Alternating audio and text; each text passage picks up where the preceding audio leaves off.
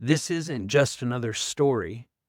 This is your story, your triumphs, your conquest, your accomplishments, the things you've overcome. These are the things that make you you. But most important, these are the stories of what lies ahead.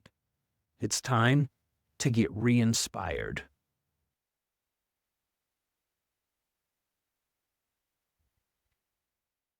All right, want to welcome everybody to Reinspired Podcast. Today's episode is going to be epic. We got some of my favorites back, the one and only John Davis and Steve Salter. Thanks for being back with us, guys. Appreciate you and all your time. I want to talk about some of the stuff we just started getting into last time.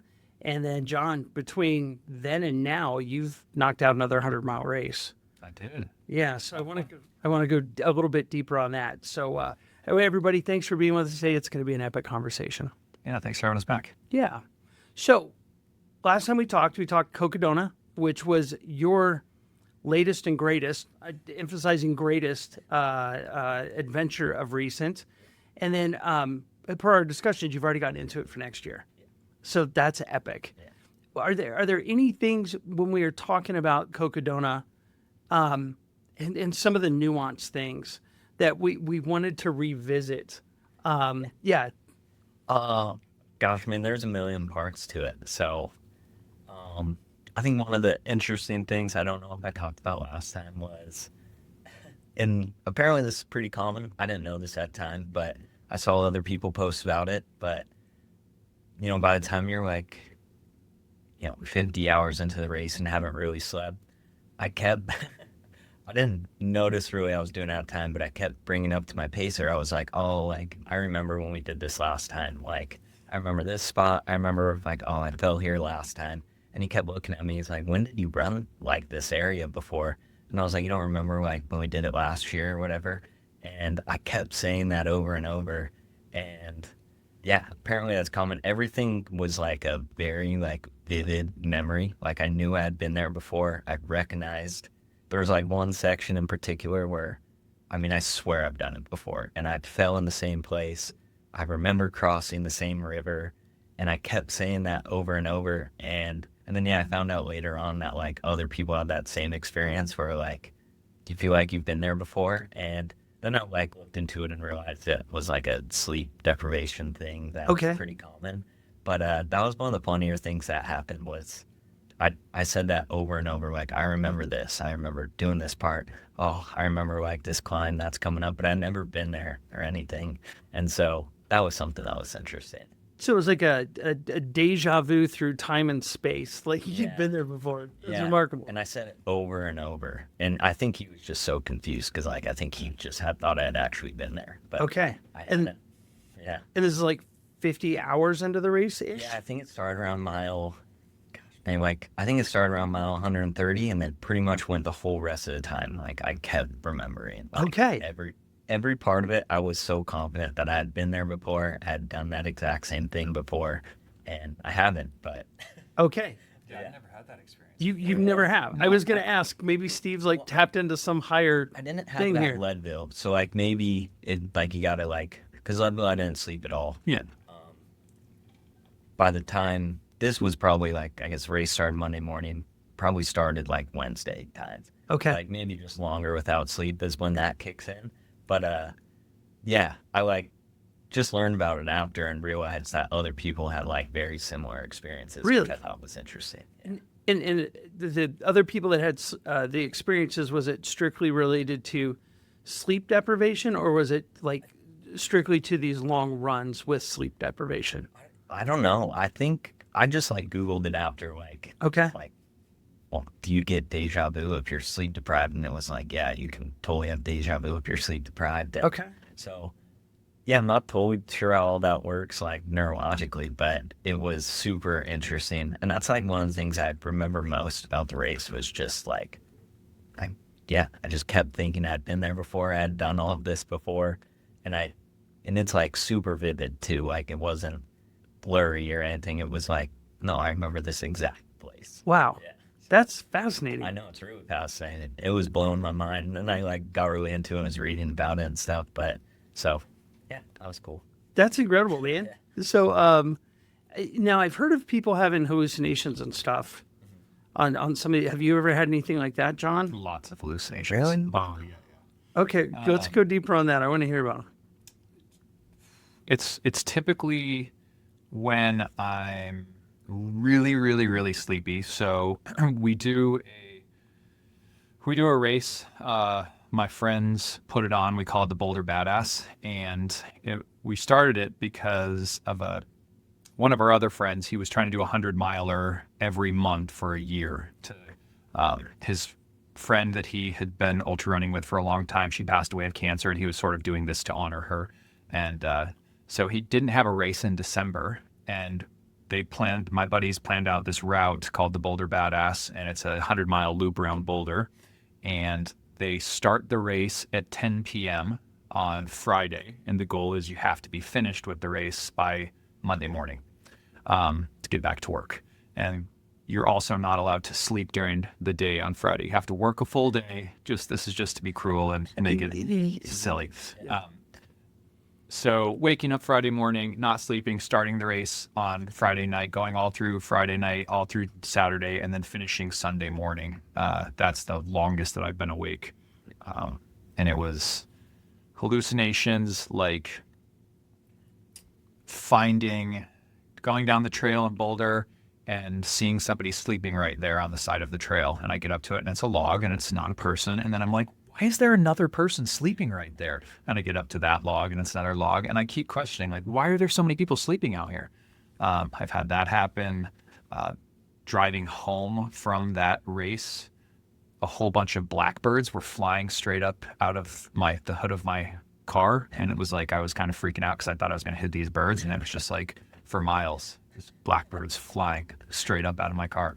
I've had... I was on the Colorado Trail one time, and there was a 6-foot tall black cat sitting up high in the mountains, just like, up at 13,000 feet or something like that. And I was like, whoa, this is insane. Why would this cat be up here?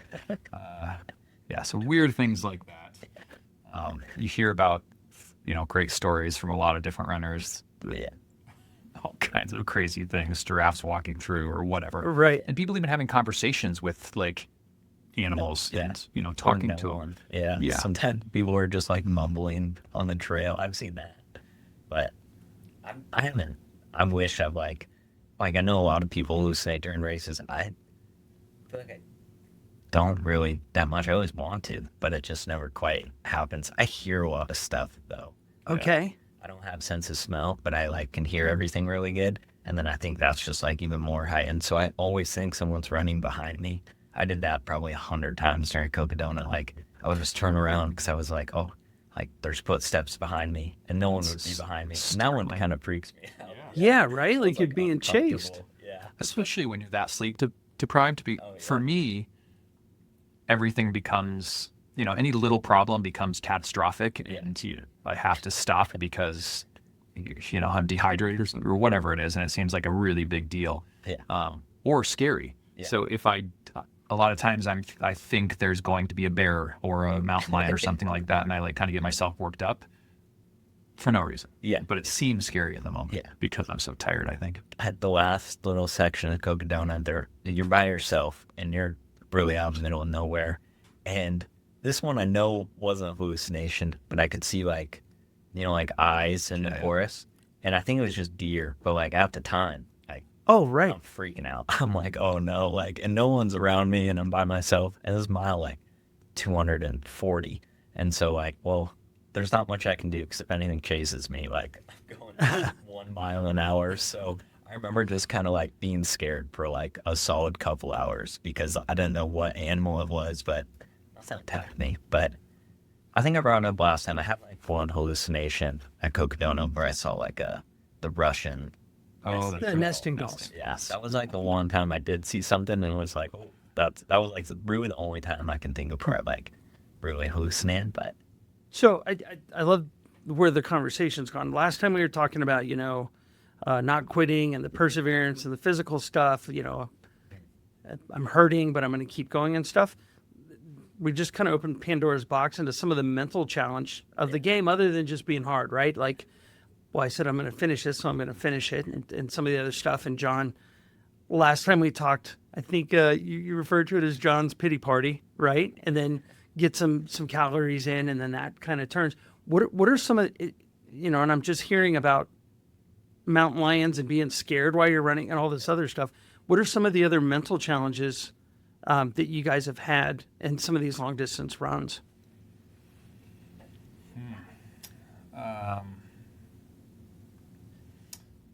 I think that's the trick is, physically it's hard, but learning that you can get through it and that you can make the decision, like, mentally. We talked about it last time too.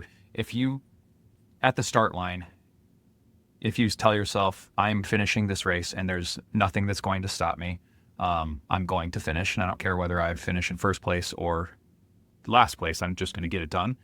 I think that's the hardest part and it's scary, because I remember my first 100-miler being very concerned that I wasn't going to be able to finish it. And because you don't know what's in front of you and you don't know what you're going to feel like. And that's okay, because you've never done it before. But making that decision that you're not going to, there's just nothing that can make you, this is not going to make you quit. I think that's, a challenging part, something that's really scary to commit to. Yeah, right. For me anyway.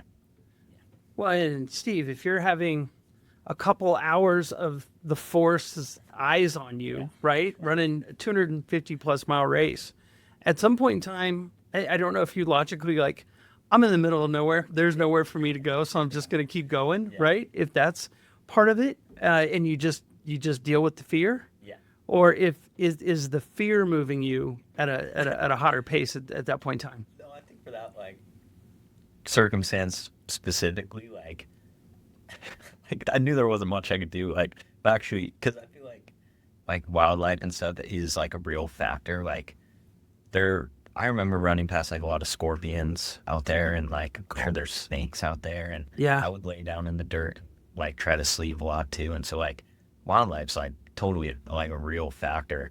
But that specific event, like, there was nothing I could do. Like, no one was anywhere near me, and I was moving so slow, and I was just like, well, this is the way I go out. It's kind of cooler than other ways, I guess. But I was just sort of like, yeah, it does kind of freak me out, but I think it's kind of fun, because wouldn't have been fun if it was like a real bear or anything. But at the time I was like, well, I'll just keep going. I think I'll be okay. But I hear stuff a lot, and I think that freaks me out more than anything. Like, and it could have been actual things I was hearing, but I don't know. I think I kind of like hallucinated a lot of sounds where I just kept thinking things were around me all the time. Yeah.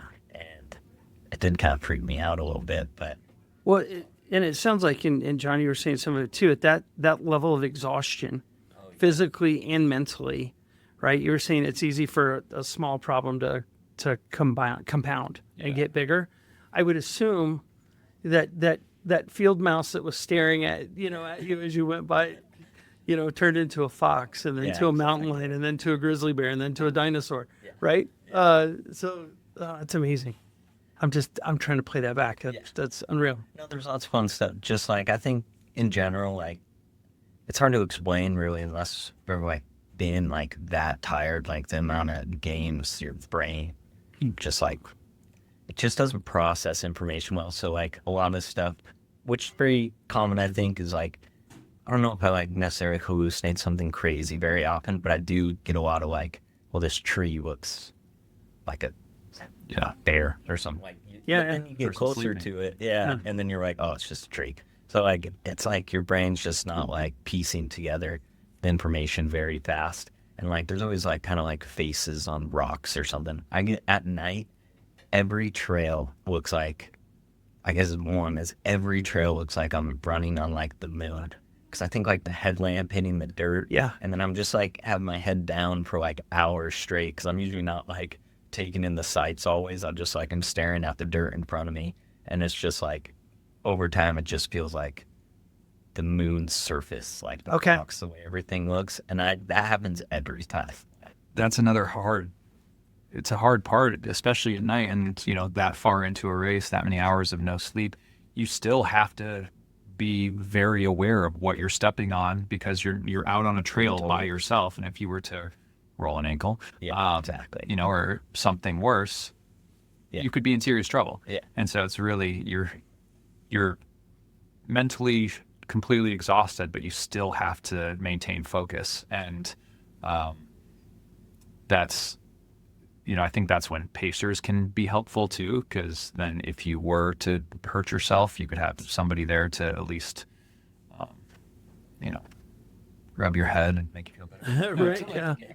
Put a jacket on you, or put an emergency blanket on you, or something. Go for like that. help, or or right? wait with you and send somebody else, or make some sort of rational decision, because a lot of times you're out there and your brain isn't great at doing that at that point. No, the space blanket, huge. That's like a required piece of gear for the race. And that one, I showed up to the race, and that was like the one required piece of gear that I forgot.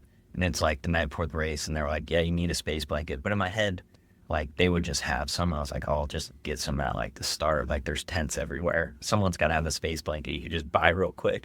And no one did. And then luckily, like, right before the race, this girl working at one of the tents was like, I think I have one for my last race in the car. Like, you should take it.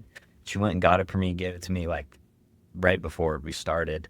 And then that ended up, like, saving me, because I think, like, the second night I got really cold, and my pacer didn't bring enough, like, warm stuff for that section. And he grabbed the space blanket and wrapped me in it, and those things work. And that totally saved Flex your body heat right back on. Yeah. So that was huge. I definitely, I'm so glad I actually brought that, because luckily this girl just gave it to me like 5 minutes before we started. And I probably would have dropped out without that thing. The race that I have coming up in 2 weeks, the High Lonesome 100, one of the requirements is not even a space blanket, but a full space bivvy. Yeah. So you can fully get into it. And that's part of their required gear for their permitting. So the Forest Service says all runners and pacers must carry, all of this gear, especially on this one section that's up on the Continental Divide, that you're up there for like 30 miles or something. And and it's usually in the nighttime for most people. Yeah. And so, we have to carry that specifically. I've never had to use it, but other people definitely have. One year we were out there, and the race essentially paused for a couple of hours because of a monsoon just ripped through, and people were like sheltering in place on the trail. And I was luckily right by the finish, like just finishing the race right as it came through. But it was wild, and the weather can change in a second. Oh yeah. So, there's all sorts of studies and stuff that show like what a single bad night of sleep or lack of like deep sleep, total numbers you're hitting in a single night, how that can impair you the next day and stuff. So I can't imagine 3 or 4 days in, or 24, 25 hours straight, or whatever that is, with all the other things. What are you talking to yourself through this, or do you guys, are you dialoguing with yourself as you're running?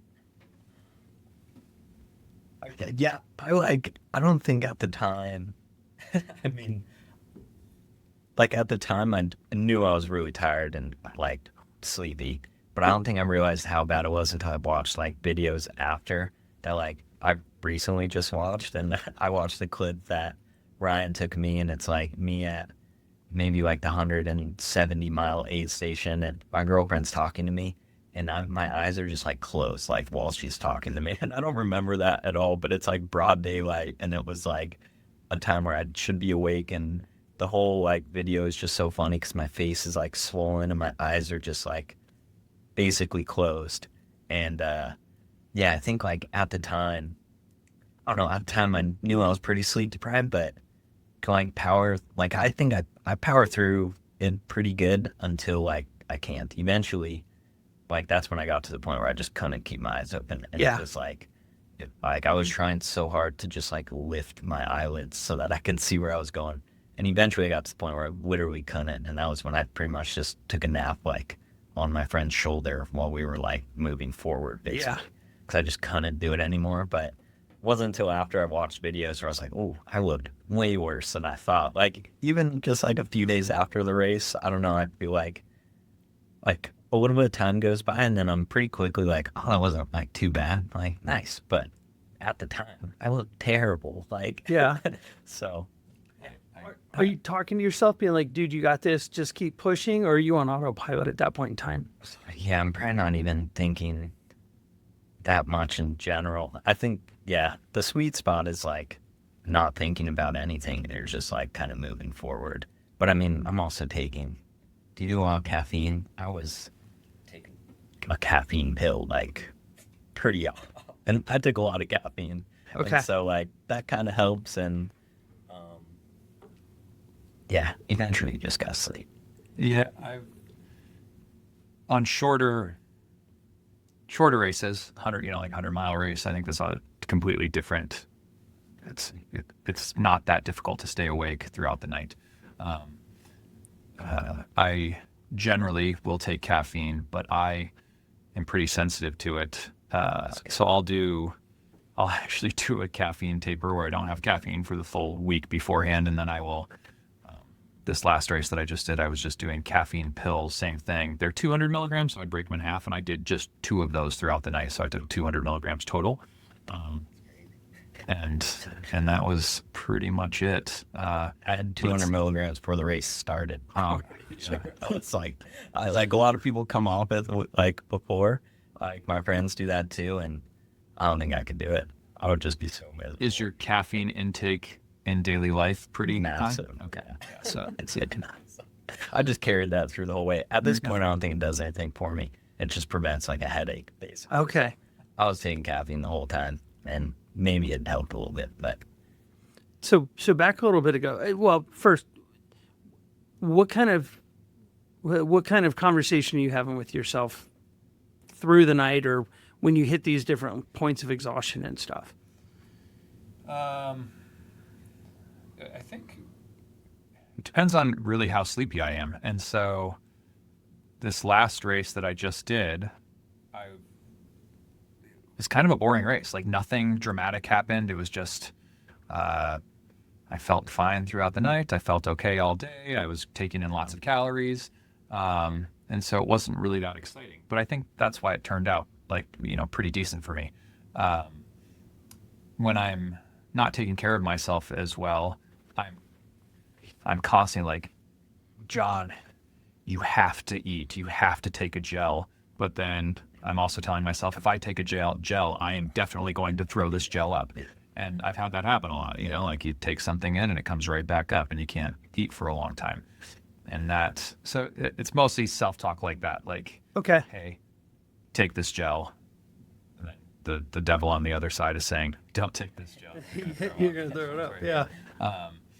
And actually, so this last race, I was focusing on positive talk, which I'm typically not that guy, internally. And I was actually telling myself, I was like, you're doing really good today. You're doing a great job. You're taking the calories that you need to. You're being responsible about this.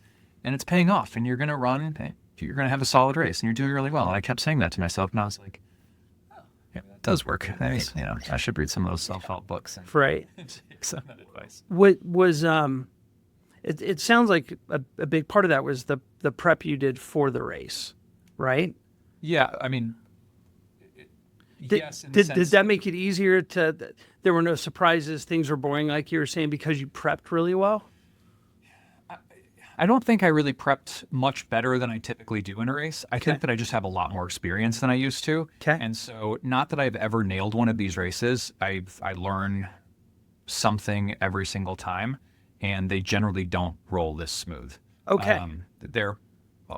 Like I will go in feeling much more confident, like my training block has been better or whatever it is, and I completely fall apart. So I don't think my prep was so much better. I think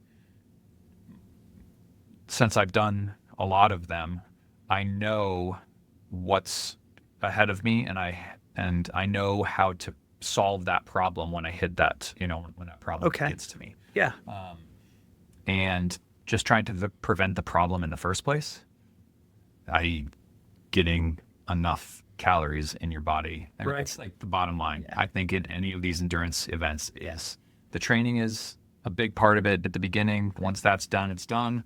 And then it's just a matter of like taking care of yourself. Well, I think the one thing I definitely have caught on to is like experience for these things is huge. Like the more races you've done, like the amount I've learned from like just a few races, like every race has been like, well, Cocodona didn't go great, but like that was a lot further than I've gone before. But in general, like I learned so much from the race before, and then the next one like goes so much better because, well, I've already like had this problem and I know what to do, and so like I'm excited to do more races because I think experience is huge. Yeah. I think the ones that go great, you don't learn as much from. I think the ones that you run into a whole bunch of problems and you have to solve those problems as they come up, that's really where you learn. And then maybe 1 out of every 10 or 1 out of every 20 goes great. You're like, wow, that was pretty easy. But I don't think you learn much from those. I think really having the struggles. Yeah, and I talked to my friend like Brian about this. I was like, I think like this race went about as good as it could have gone because everything went wrong. Like the second half, like most of the big problems you would encounter in like a multi-day race, like I had all of them. And so I was like, well, this is kind of good because now I've like experienced like all the main problems. So that's why I'm really excited for the next one because like, I mean, even just 200-mile race, like I feel like I know so much. There's so many things that I could do better in the next one that like I only know because everything went wrong in that. Okay. one. So we're kind of talking progress over perfection at this point in time, right? Yeah. Data I get a little bit better. Yeah, but I would love to have a perfect race, just see how that goes. Yeah. And not learn anything, that's fine. And then just have like one good race, that'd be cool. Right on. Well, John, you just finished a 100-miler. And before we get into that, you were talking about standing on the starting line of your first 100-miler, right? What kind of training did you do before you did your first one? Or did you Steve Salter it and just show up and be like, hey, here, this is the place to be. Let's do this. No. I trained that's maybe the fittest that I've ever been in my life. Okay. Leading up to that race.